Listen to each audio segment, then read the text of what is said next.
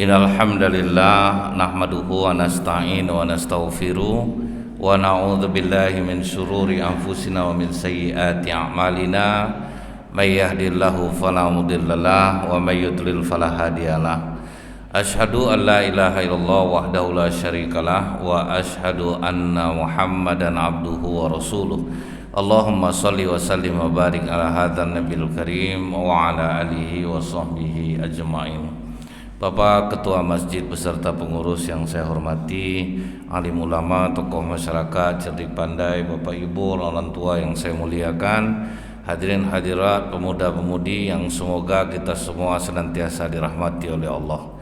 Tidak bosan-bosannya kita bersyukur kepada Allah dan mengucapkan alhamdulillahirabbil alamin. Allah telah memberikan kekuatan iman kepada Bapak Ibu, walaupun mungkin ada yang sakit, semua disingkirkan hingga hadir di masjid subuh ini. Semoga kehadiran Bapak Ibu menjadi sebab mudah-mudahan diberikanlah kesembuhan oleh Allah. Amin ya rabbal alamin.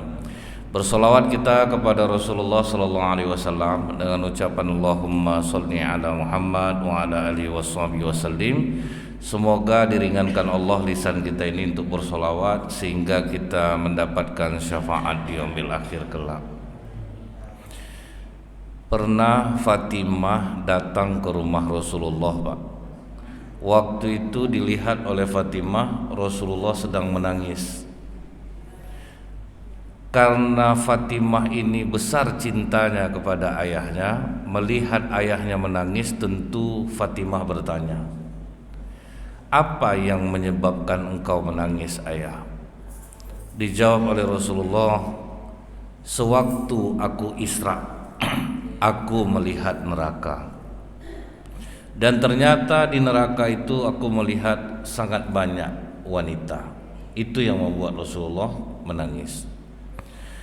Karena dikatakan banyak wanita, tentu Fatimah ingin tahu wanita seperti apa yang banyak masuk neraka itu. Ditanya kepada Rasulullah, "Wahai ayah, apa yang menyebabkan wanita ini masuk neraka? Apa dosa perempuan membuat mereka masuk neraka?" Kata Rasulullah, yang pertama itu mereka suka membantah kepada suami, durhaka, Pak. Dia durhaka kepada suami. Kalau istri yang pertama kali durhaka di muka bumi ini, istri Nabi Nuh alaihissalam. Ini contoh perempuan neraka nih ya, Bu ya. Nabi Nuh tuh, Pak, 500 tahun berdakwah. Umur 380 diangkat menjadi nabi, kemudian sisanya itu untuk berdakwah. Selama itu beliau ceramah, Bu ya. Cuman 70 orang pengikutnya, Pak. Karena yang menjadi musuh terbesarnya adalah istrinya sendiri. Asal selesai Nabi Nuh ceramah, istrinya lah ceramah lagi, Pak. Tidak usah kalian dengarkan suami aku tuh, dia gila tuh. Kalau memang betul dia duluan, aku ikut daripada kalian. Akhirnya terlambat dakwah Nabi Nuh nih, Pak. Cuman disinilah hebatnya Nabi Nuh itu, Pak. Udah sejahat itu istrinya tidak mau diceraikan, ya. Tetap dipertahankan. Sabar dia dengan istrinya ini, tabah dia menghadapi istri yang seperti ini. Jadi kadang tidak bisa jadi jaminan, Pak. Walaupun suami soleh, istri akan jadi orang solehah belum tentu juga, Pak. Kadang sampai ada, Bu ya, jamaah masjid tidak mau kalau bapak tuh yang jadi imam, sebab istrinya aja tidak berjilbab, Ustaz. Saya bilang tidak ada hubungannya tuh. Tidak mungkin dia tidak nasihati istrinya. Istrinya mungkin jenis istri Nabi Nuh, Pak. Makanya tidak mau dia kan. Banyak tuh, Bu, yang kejadian seperti Nabi Nuh ini. Sampai orang malas kalau dia jadi imam, Pak. Suara memang bagus, Ustaz. Istri nak pandai dan didik, bukan tak pandai didik. Dapat istri pelawan dia mungkin. Puncak melawannya istri Nabi Nuh ini, Bu ya, waktu Nabi Nuh mengatakan, "Tolong bangunkan anak-anak kita, aku mau menyampaikan ajaran tauhid nih kepadanya." "Tidak usahlah bangunkan lagi, dia tidur." Sampaikan ke aku," kata istrinya. Rupanya karena ribut, bangunlah anaknya yang berempat nih, Pak. Yang 3 ikut Nabi Nuh, 1 durhaka, yaitu Kan'an. Jadi, Bu ya, Bapak Ibu taat ibadah, bisa jadi anak durhaka bukan karena tidak diajar, karena hidayah itu kan mahal Pak. Jadi jangan pula sampai nganggap udah berdoa sama Allah dah anak macam ini juga kelakuannya, karena itu hidayah hak Allah Pak. Di Jawa dulu Bu ya, nama anak itu siapa kalau tidak salah saya, namanya Domino. Nama anak peserta MTQ Domino Bu. Pas ditanya sama jurinya, kok Domino nama, rupa bapak mama pejudi di kampung tuh Bu. Jadi waktu anaknya dikasih Domino, anak taat Pak, bapak sama mama durhaka. Ada yang dikaruniakan seperti itulah ujian dari Allah tuh Bu ya. Maka sering kalau di luar-luar orang bilang bapak ustadz anak macam itu, itulah ujian kami itu kadang tuh. Jadi belum tentu juga bapak ustadz anak baik, belum tentu juga. Jadi itulah tantangan Nabi Nuh Bu. Keluarga sendiri, cuman ada peobat hatinya Pak. 3 orang anaknya ikut dia, 1 cuman yang tidak, Kan'an dan istrinya. Waktu Allah melihat kaum Nabi Nuh ini sudah sangat melampaui batas, karena yang penyembah berhala pertama kan kaum Nabi Nuh ini Pak. Kaum Nabi Nuh ini Bu, mereka itu sebelum Nabi Nuh diutus, mereka tuh sangat mengidolakan ulama mereka, Ya'ud, Nasor.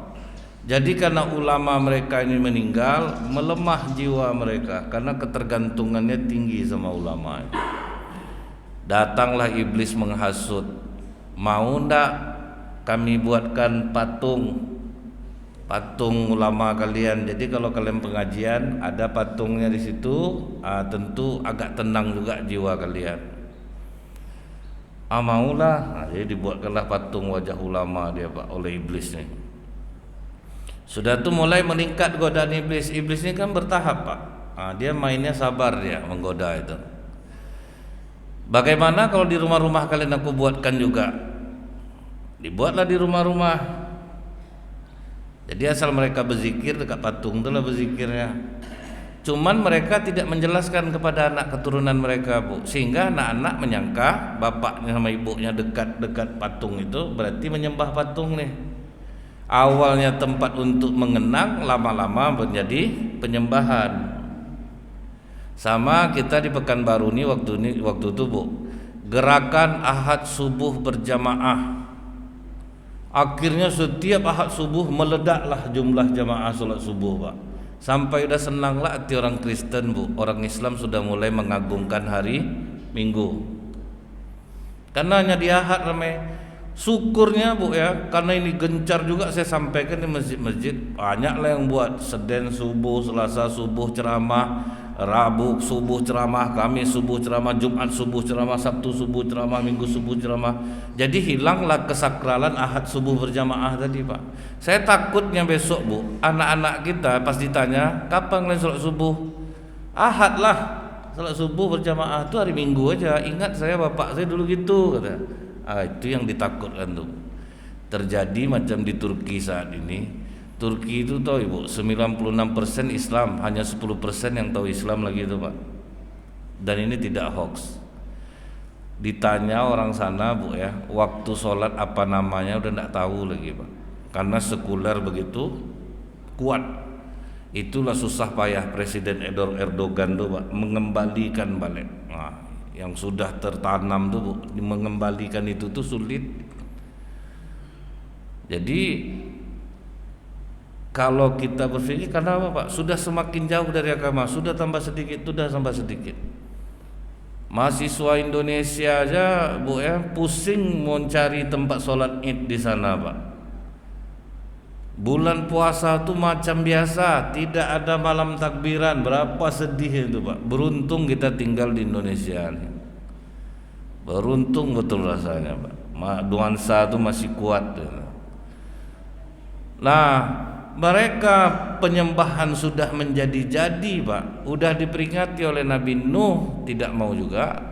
Maka Nabi Nuh diperintahkan Allah lah, Nuh buat kapal. Di situ suruh buat kapal Bu.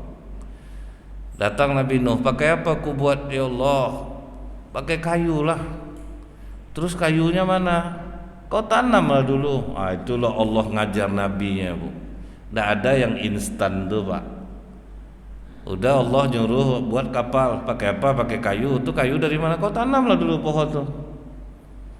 Ditanamlah pohon untuk membuat kapal dulu. Berapa lama Nabi Nuh tahan dibuli, Bu, menjelang kayu itu dipanen, Pak? Tanam pohon. Nabi Nuh itu, Bu, yang membuat dia kuat para nabi dan rasulnya, Pak. Tahan hinaan, tahan makian, tahan direndahkan orang. Jadi kalau kita punya mental seperti ini, Pak, kurang penyakit kita, Bu. Tapi kalau kita tidak tahan, tidak dihargai orang, jangan coba lagi, Pak. Banyak penyakit dibuatnya tuh. Ibu ini udah naik haji, Bu, udah ditulisnya dekat baju seragam kantornya Haji. Datang orang manggil Bu namanya aja Haji, tidak terbilang, tidak tidur dia malam, Pak. Ngapa mama tidak tidur, Ma?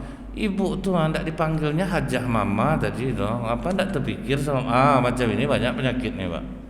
Dari yang kecil sepele itu tuh jadi masalah. Karena memang kita nih, Bu, yang membuat kita itu sehat di saat kata-kata buruk orang tidak masuk ke dalam hati kita, Pak. Itu baru mantap tuh, Bu. Tapi kalau masih terpikir sementara berarti ego kita masih tinggi, bro. Masih ingin dimuliakan orang, masih ingin disanjung orang. Kalau macam ini susah nih, Pak. Saya pernah ceramah, Bu, harus menghafal gelar dan nama atu-atu. Karena kalau tidak dibilang ngamuk dia, panjang saya mau ngomongnya, Pak. Brigadir Jenderal Purnawirawan Doktor harus disebut tuh, Pak. Itu susah tuh, Pak. Karena kalau tidak disebut kata orang heboh dia, Pak. Dilawannya Ustadz tuh nanti tahap apa? Mungkin di rumah udah tidak dihargai lagi, Bu, ya. Karena ada pensiun tuh kan agak kurang penghargaan. Jadi dia cari penghargaan di masjid jadi ya, Pak. Saya santai aja, saya buat aja di handphone namanya siapa. Jadi kalau gila-gila hormat kita nih, Pak, gila-gila sanjungan, gila-gila pujian, pasti kecewa kita, Pak. Pasti kecewa. Nah, Nabi Nuh tuh, Bu, menunggu pohon itu bisa dipanen untuk diambil kayunya. Berapa lama dibuli, dihina, dimaki. Kuat dia. Karena itu pilihan kita tuh, Pak. Sedih, bahagia itu kan pilihan kita, Bu. Kita mau sedih, kita mau bahagia, pilihan kita. Kalau kita lihat di rumah sakit jiwa, Bu, ya, orang-orang gila itu, Bu, wajahnya baby face semua, muda, Pak. Karena apa, Pak? Mereka tidak ada yang dipikirkannya, Pak. Mau dihina orang santai aja dia, Bu. Dimaki orang senyum dia, Pak. Ibu tahu enggak, saya nanya ke dokter jiwa, ada enggak orang gila yang kena COVID, Dok? Manalah bisa tembus, Ustaz. Orang gila antivirus. Darah normal nih, Ustaz. Kolesterol bagus, asam urat bagus, jiwa aja yang sakit nih. Ngapa gitu, Dok? Dia enggak itu yang dipikirkannya. Dapat titiknya, Pak. Dia enggak mikir masalah itu.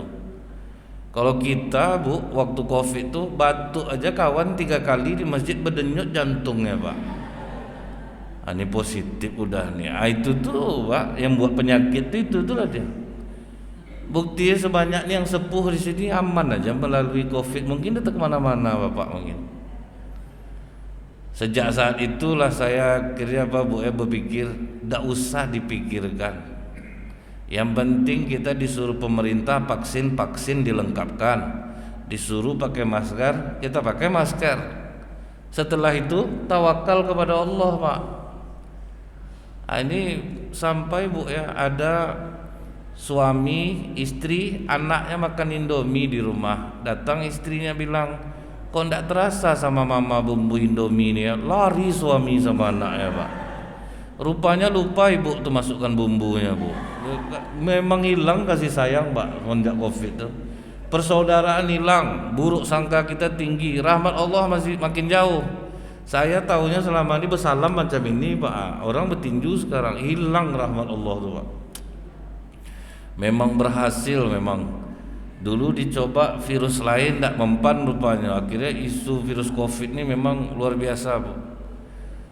Memang dia ada, tapi rasa ndaklah segaung itu betul gitu ya.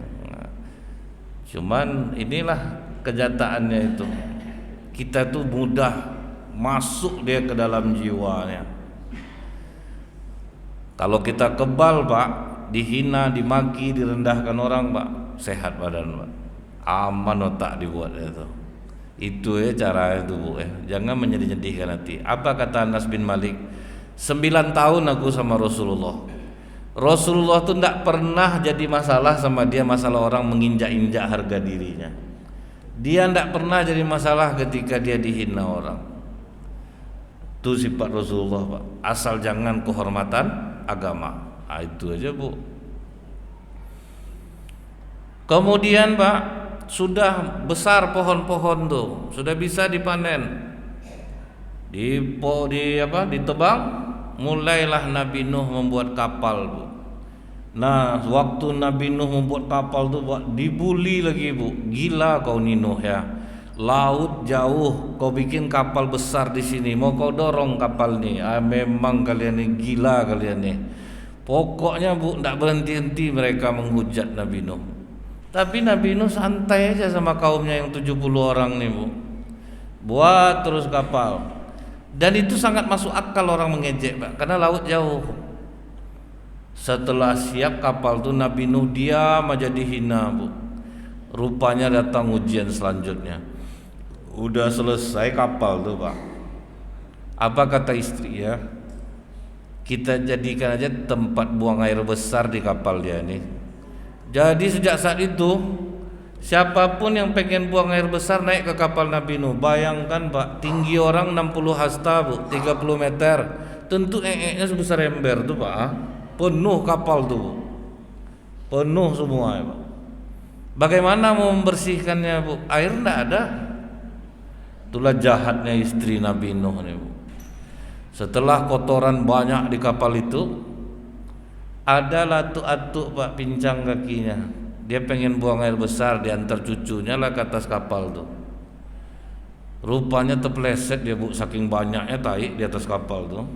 Terpeleset, jatuh, salah satu tai itu lengket di kakinya yang pincang Bu. Sembuh Pak.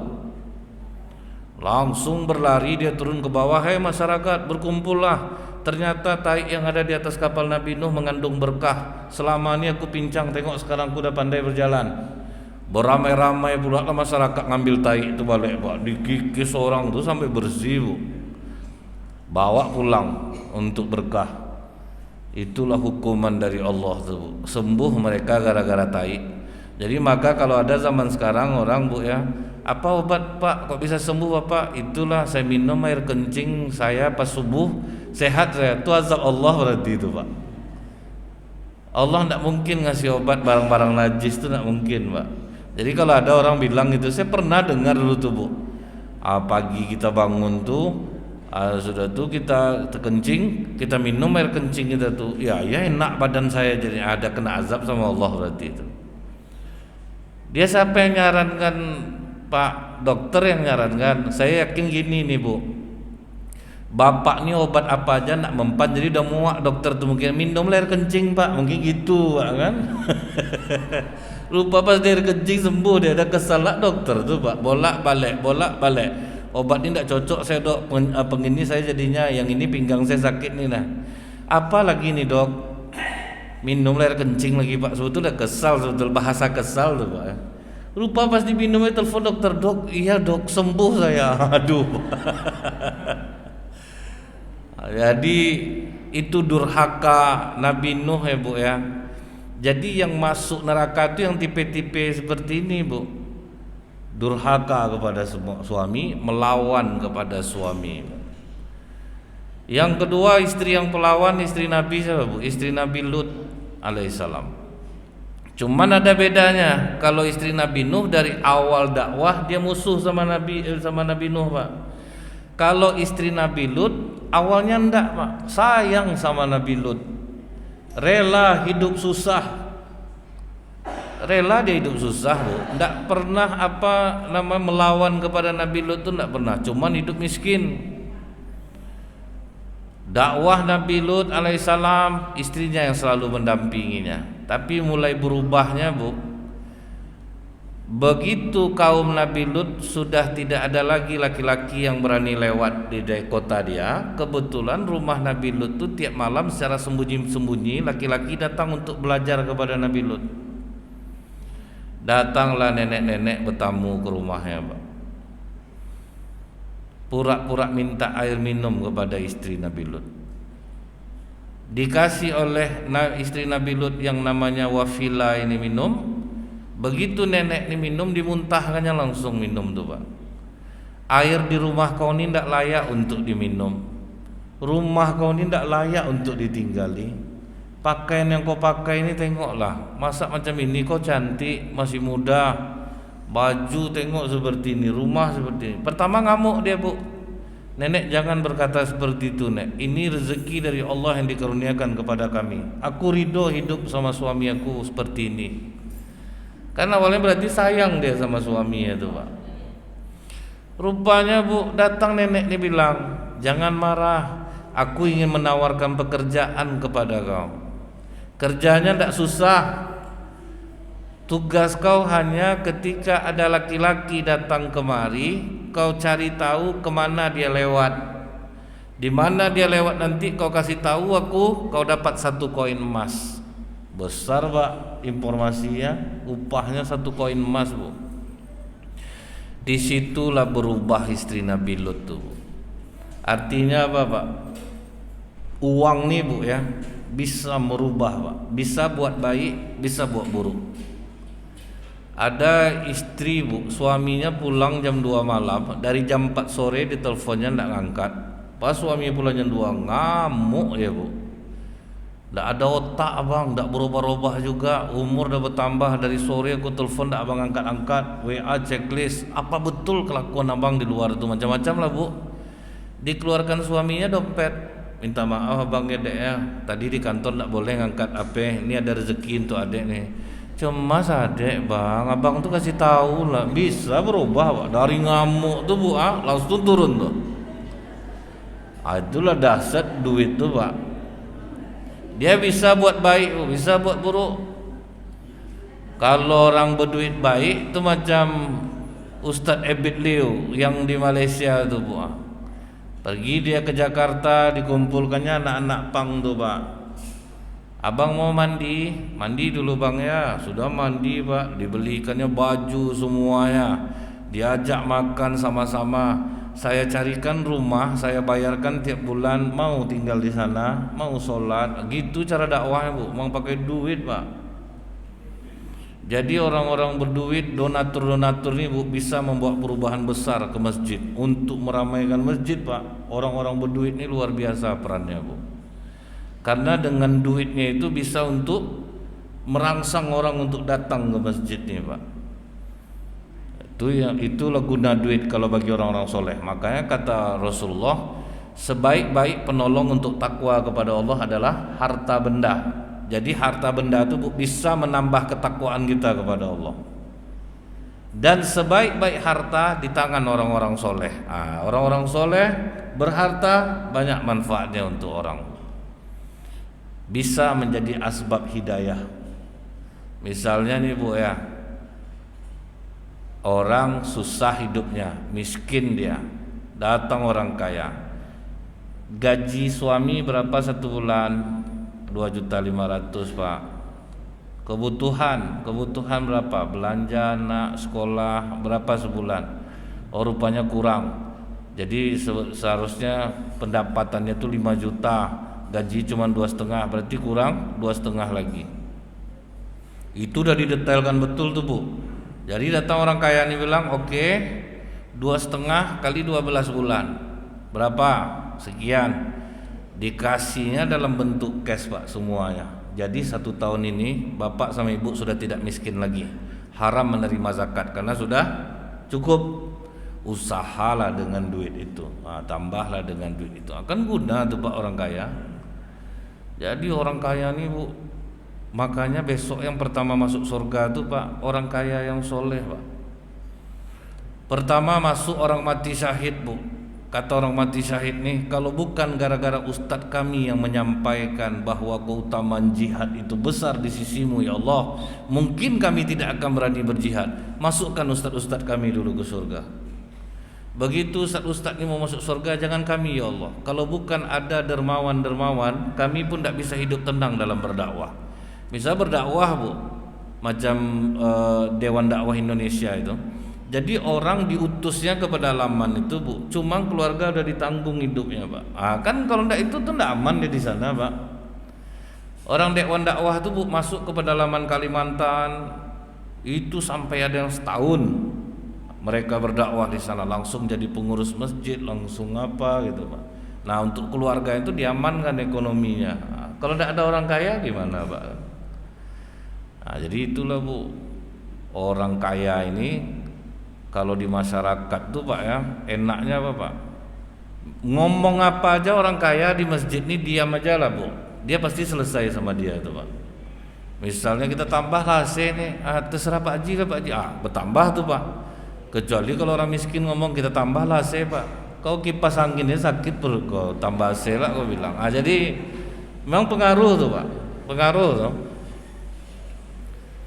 Orang kaya itu bu ya, sedang makan sama-sama, terkentut dia, tidak akan ada yang protes pak, yakin saya pak. Padahal busuk kentutnya itu bu ya, dia minta maaf, saya bapak sakitlah perut saya nih, terkentut saya. Tidak apa-apa Pak Haji, bagus Pak Haji. Di rumah sakit aja orang nunggu kentut ini boleh minum Pak Haji. Lagi pula kentut Pak Haji ini tidaklah busuk Pak Haji. Tuh banyak macam-macam tuh pak ya. Karena dia baik, hilang buruknya pak. Tapi itu kadang perlakuan kita ini berbeda bu. Orang miskin terkentut sudah makan, maaf pak, terkentut saya. Kau tidak ada otak kau, orang makan, kau terkentut lah. Itu tuh lah pak ya. Tapi ingat bu ya, apa namanya nih, uang memang bisa merubah akhlak kita, bisa dari baik menjadi jahat. Itu tuh yang paling ngeri itu pak. Duit bisa untuk buat jahatnya yang ngeri kita, bisa membeli orang, itu yang ngeri itu. Jadi begitu istri Nabi Lut ditawari duit, berubah bu, mau dia terima. Sejak itulah dia mengkhianati suaminya. Jadi asal dampak dia laki-laki masuk rumahnya pak, dicari tahunya nanti bu kemana arah lewatnya, langsung dia ke tempat nenek tuh. Nek, laki-laki itu nanti lewat di sini, langsung dikasih 1 koin emas. Nenek itu pergi ke kaum Nabi Lut, nyampaikan, dapat dia 2 koin emas. Jadi nenek ini tukang pakang tibanya pak. Jadi tukang pakang itu udah lama bu, dari zaman Nabi Lut sudah ada pak. Dimintanya 2, nanti dia ngasih 1, dia dapat 1. Sampai datanglah pembalasan Allah tuh pak, atas pengkhianatan istri Lut dan kebandelan kaumnya. Malaikat Jibril nyamar jadi laki-laki ganteng pak, berdua malaikat Mikail. Sengaja masuk dari gerbang kota, jumpa putri Nabi Lut. Putri Nabi Lut langsung ketakutan pak.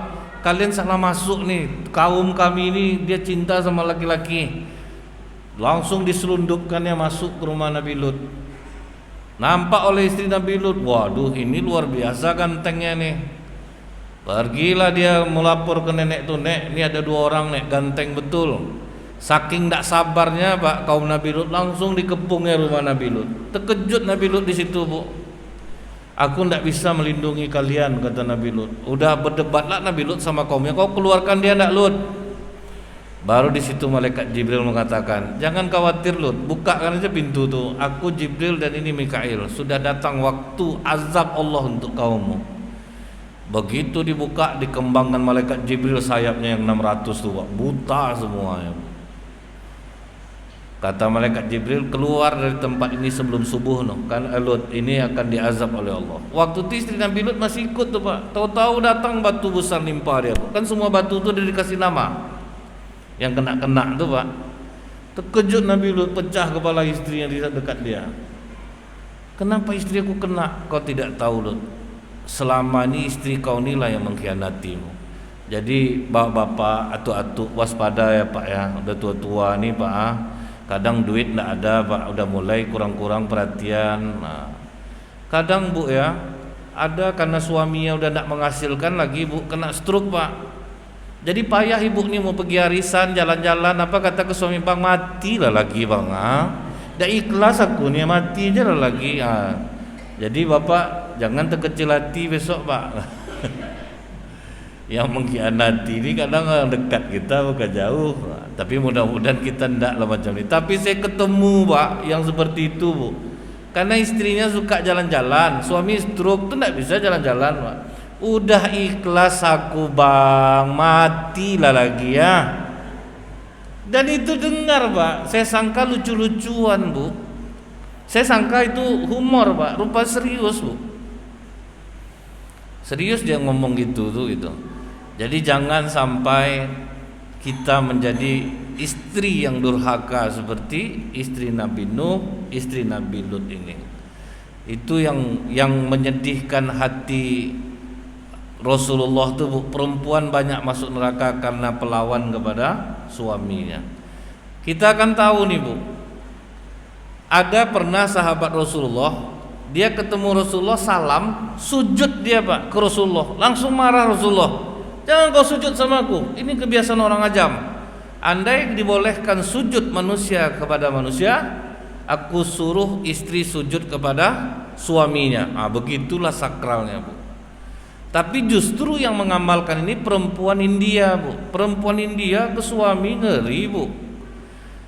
Apa dalam agama Hindu itu bu? Laki-laki harus diperlakukan seperti dewa sirah, tidak boleh dibantah walaupun salah. Itu perempuan Hindu pak. Tinggi kedudukan suami di India itu tuh pak. Makanya rezekinya agak murah juga. Di sisi itu mereka berbakti bu. Di sisi akidah yang enggak pak. Tapi Allah ini maha adil. Siapa yang berbuat baik di dunia, Allah balas pak. Makanya film India itu bu ya, laku terus bu sampai sekarang. Apa enggak bahagia rumah tangga? Menyandar dia ke tiang nyanyi dia bu. Itu enak hati suaminya pak kan. Pantang nampak tiang, apalagi 4 biji macam ni bu. Tadi tipnya kepalanya gini kan bu ya. Hatinya itu mesra pak, romantis jadi ya pak. Mereka sangat menghormati suaminya. Untuk sisi itu Allah adil kepada mereka bu, murah rezeki perempuannya. Untuk sisi akidah enggak. Allah itu bu, misalnya nih, orang non muslim rajin sedekah, di dunia dibalas oleh Allah tuh pak. Tetap diganti Allah ketenangan jiwa untuk dia. Terus rezekinya bertambah. Sama sebetulnya pak. Cuman di akhirat dia tidak mendapatkan bagian itu. Itu aja bedanya bu ya. Di dalam Islam ini berbeda bu. Istri tidak boleh durhaka kepada suami, tapi kalau suami salah, istri boleh meluruskannya. Beda kalau Hindu terlalu berlebihan tadi bu. Di India tidak boleh dibantah sama sekali walaupun salah. Kalau di Islam boleh, cuman dengan cara yang baik. Ini kita tidak tahu ya bu ya, kenapa perempuan durhaka ini. Saya dulunya menyangka hanya di sinetron ada bu. Rupa dalam kehidupan nyata sekarang ini membanyak bu perempuan durhaka kepada suaminya, meminta belanja di luar batas kemampuan suami, termasuk ibu-ibu majelis taklim bu. Sampai dia gini, istrinya ini dulu tidak kenal agama bu, tidak pernah berjilbab. Jadi ikut pengajian, abang suka aku pengajian kan, belikanlah gamis aku. Tidak mungkin satu aja, azab suami belikan gamis bu. Tuh gamis tuh harus sesuai lah, tasnya warnanya harus matching pak. Datang suami bilang, waktu kau tidak sembayang deh, tidak berjilbab, kau tidak macam ini, betul pengeluaran aku. Kenapa semenjak kau berjilbab ini tambah banyak pengeluaran aku? Kau bilang mudah cari duit nih. Abang mau ndak aku macam ini? Nah itu tuh termasuk melawan loh tuh bu. Belum lagi ibu-ibu nih kadang pak, pertemuan tuh pakai dress code lah bu. Jangan lupa ya jeng, atasan merah di bawahnya putih, edisi 17 Agustus sudah belilah baju balik pak. Azab suami dibuatnya pak. Jadi ternyata ada bu, memang dia baik, dia kan aku belajar agama, kan abang udah senang aku ke masjid. Cuman janganlah banyaklah beli gamis pak, banyaklah beli tas. Waktu itu bu, ada istri guling-guling di depan rumahnya bu, ditengok sama orang. Saya tak apa lah, terlanjurlah bertanya sama anak-anak sana, ngapa dia minta beli kulkas sama suami tidak ada di ode pak. ternyata ada bu di zaman macam ini nih. Saya sangka zaman Nabi Nuh aja ada pak. Rupa di zaman sekarang banyak istri yang durhaka kepada suami. Yang di Medan merekayasa pembunuhan suaminya sendiri. Istri jaksa dulu pak kan. Ternyata ada enggak bu, wajah soleha di kamera nampak, padahal kami mau pergi umroh. Nggak nyangka suami saya seperti rupa dia pelakunya bu. Di Papua suaminya bos tokemas bu. Dia yang merancang perampokan suaminya pak. Dirancangnya perampokan suaminya bu ya. Sudah tuh dia minta tolong di jalan pak. Polisi kita nih hebat bu. Mereka tuh udah belajar caranya pak. Cara untuk menggali informasi dari gestur tubuh orang. Bersyukur kita bu ada pendidikan yang seperti itu di kepolisian. Jadi mudah mengungkap kasus-kasus itu. Kan sebentar aja tuh pak. Nah kemudian bapak ibu, yang kedua yang membuat perempuan banyak masuk neraka itu, apa dikatakan oleh Rasulullah? Yang banyak masuk neraka itu perempuan pelit, tidak mau sedekah, sulit dia mengeluarkan duitnya untuk kebaikan nih. Ada seorang perempuan bu, datang kepada Rasulullah pagi-pagi pak, tangan kanannya hangus terbakar. Katanya ke Rasulullah, ya Rasulullah, mohonkanlah kepada Allah agar tanganku ini disembuhkan. Ditanya oleh Rasulullah, kenapa dengan tanganmu? Tadi malam aku bermimpi ya Rasulullah, rasanya kiamat sudah terjadi. Dan aku melihat ibuku di neraka mengusir-usir api. Aku tanya kepada ibu, wahai ibu, bukankah di dunia kau taat beribadah dan ayah ridho kepadamu? Berarti kan ada syarat masuk surga tuh pak. Taat ibadah, suami ridho bu. Tapi kenapa kau berada di neraka ibu? Dan apa di kedua tanganmu untuk mengusir-usir api itu? Ibuku menjawab, ya Rasulullah, memang di dunia ibu taat beribadah nak, dan ayahmu ridho kepada ibu. Tapi selama di dunia hanya sepotong kain dan daging inilah ibu pernah bersedekah. Rupanya pelit bu. Sepotong kain dan daging dia cuman bersedekah pak. Ayah mana ibu? Ayahmu seorang dermawan nak. Dia sedang di surga berikan minum di telaga Kausar. Pergi aku ke surga ya Rasulullah. Aku melihat ayahku membagi-bagi minum. Aku marahkan ayahku. Sungguh tega kau ayah. Ibu berjuang di neraka mengusir api. Kau membagi-bagikan minum di sini. Minta aku segelas ayah agar ku berikan kepada ibu. Ayahku berkata, ya Rasulullah, jangan nak. Di sini sudah tidak ada tolong menolong lagi.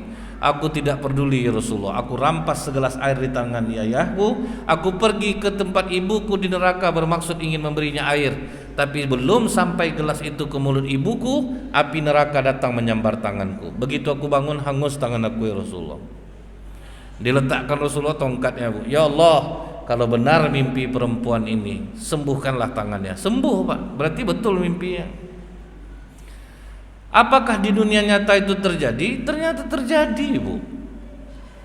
Bukan apa-apa ya bu ya. Ibu-ibu ini memang banyak sedekahnya. Banyak sedekah ibu-ibu ini pak. Cuman bu, untuk mencapai keikhlasan ini yang sulit itu pak. Agak lebih mudah laki-laki bu daripada perempuan. Bukan tidak ada laki-laki ini yang pamer gitu pak ya. Cuman yang lebih rentan kena tuh perempuan. Kita nih bu tidak bisa menghindari yang pertama suka pamer. Nah, ada ibu-ibu bu ngamuk dia di masjid gara-gara dia nyetor kurban pertama dibuat pengurus namanya di kelompok 5. Ngamuk pak, bikin malu saya kalian nih. Ibu kan nomor 1 terus tiap tahun. Itu tuh kena itu pak. Bersedekah di masjid itu didengarnya pak pengumuman Jumat tuh pak. Itu maka guna toa di luar tuh jangan coba tidak terbilang sumbangan yang 10.000 tuh pak. Dia kan ada sedekah tahlil 10.000 itu diumumkan tuh pak. Kalau tidak ditanyakan ada tadi diumumkan sedekah mama 10.000 untuk atuk kalian. Ada mah 10.000 diumumkan tuh pak. Payah bu. Itu rentannya kena baik laki-laki ataupun perempuan. Cuma rentannya perempuan bu. Misalnya Dia itu banyak dia bersedekah Pak di masjid. Di video ini nanti Bu tulisan tuh, alhamdulillah masjid kami membangun lagi ya guys. Ini nama-nama donatur, itu dilewatkannya namanya Bu. Lupa ini nama saya. Tuh ya.